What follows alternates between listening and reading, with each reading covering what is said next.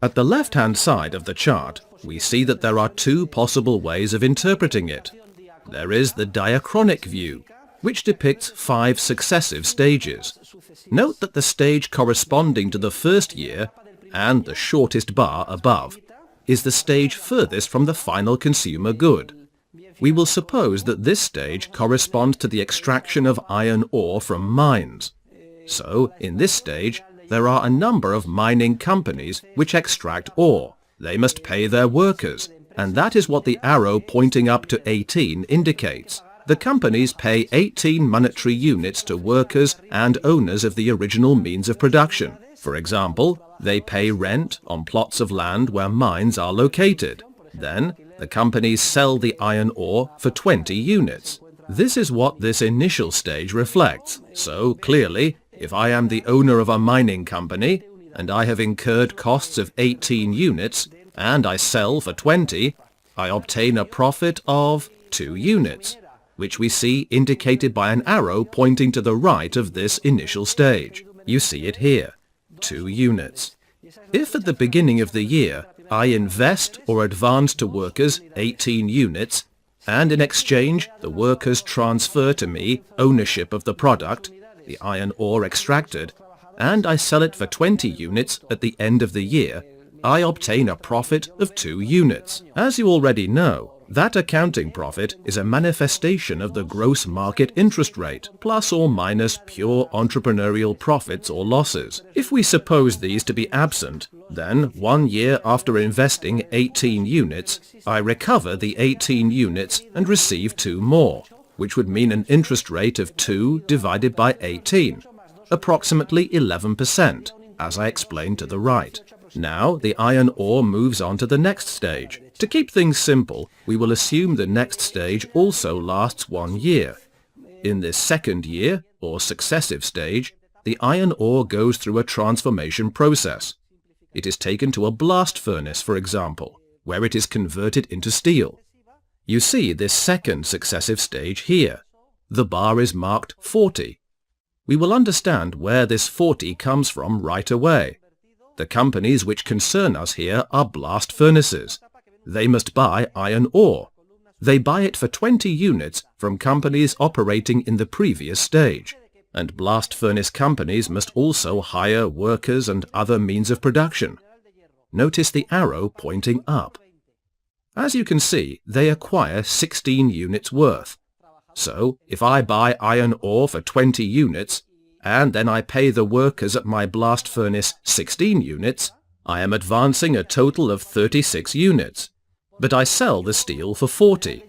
This means I obtain a profit of 4 units, as you can see from the arrow pointing to the right. 4 divided by 36, the amount I have advanced, equals another 11% profit. And we will imagine the process of production continues and enters its 3rd year, since we are following the diachronic outline. It enters its 3rd year. Well, imagine the steel is purchased by a number of car manufacturers and enters the assembly line. The car companies sell the cars for 60 units, but they have had to buy steel for 40, and they have also hired workers and have paid them 14. 40 plus 14 is 54. They sell the cars for 60 units and make a profit of 6, which is also more or less 11%, and that takes 1 year. Then another year is spent distributing the cars to different countries, transporting them, etc. This would be the 4th year of the production process, and as you can see, the final value of its product is 80 units, which includes the 60 units which the dealerships, etc. pay the car manufacturers. They pay them 60. And the dealerships also have personnel, etc., whom they pay 12. See the arrow pointing up. So, 12 plus 60 equals 72. They sell the cars for 80 units and obtain a profit of 8. And now we come to the final stage, the last one, and that is the stage of final distribution, when the product reaches the consumer. Think of advertising campaigns in newspapers, on radio and TV, in movie theaters, stands at trade fairs. In this last stage, the 5th year, the final consumers, you and I, buy the cars. and we pay 100 units for them. That is what is spent on final consumption. Thus we read at the bottom of the chart, final consumption equals 100 monetary units of net income. We purchase automobiles as consumer goods for the amount of 100 units. Those who sell them to us have incurred costs of 80 units plus the 10 they have paid their workers, so 90 in total, and they make a profit of 10 monetary units. Well, we can conceptualize the productive structure from a diachronic point of view. That is, one stage after another. Hence, from the time the car is designed and the iron ore is extracted, until the car has been produced and is handed over, along with the keys, to the customer, 5 years pass. However, we can also interpret the productive structure from a synchronic point of view. In contrast to diachrony, synchrony refers to a sort of snapshot. If at this moment we take a photo of the productive structure, we find that right now there are companies devoted to the extraction of iron ore. We do not know how this iron ore will ultimately be used. It may be turned into vehicles, or ships, or metal structures within 3, 4, or 5 years. We do not know, but today there are companies devoted to that stage. And from the synchronic viewpoint, we call it the 5th stage. Why? In honor of Menger. Remember that Menger used the term economic goods of higher order to refer to those goods distant from the final stage of consumption. And the further away the stage, the higher the order. Well, 5th order goods, goods from the 5th stage, are the furthest from consumption.